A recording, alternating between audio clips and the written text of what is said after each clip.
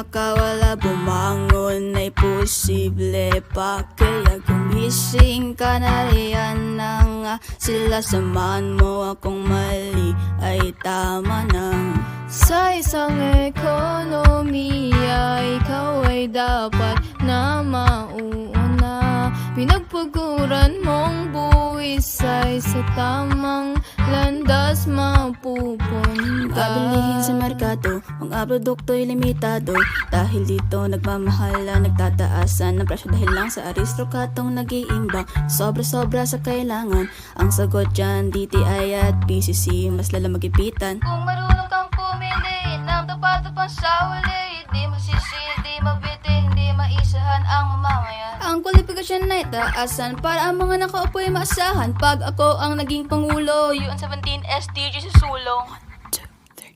Mag-iiba ang takbo kung tayo'y sabay-sabay na babangon. Pag-asang kusang lalapit, ginhawa'y di na kailangang gapangin.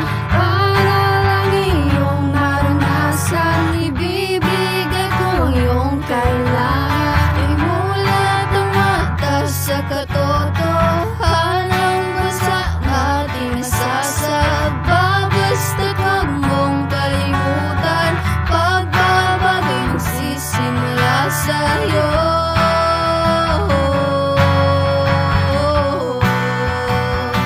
Magsisimula rin sa'yo.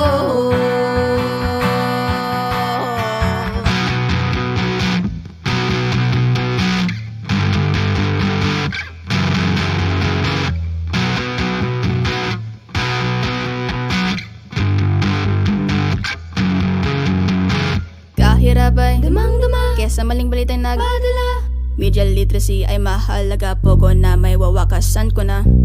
Kasi diba, ganito yun.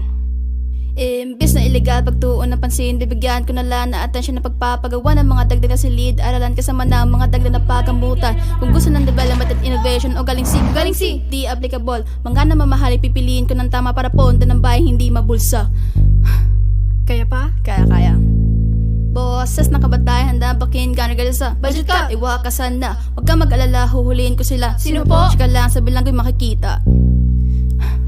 Pre-chorus na. Mag-iiba ang takbo kung tayo'y sabay-sabay na babangon. Pag-asa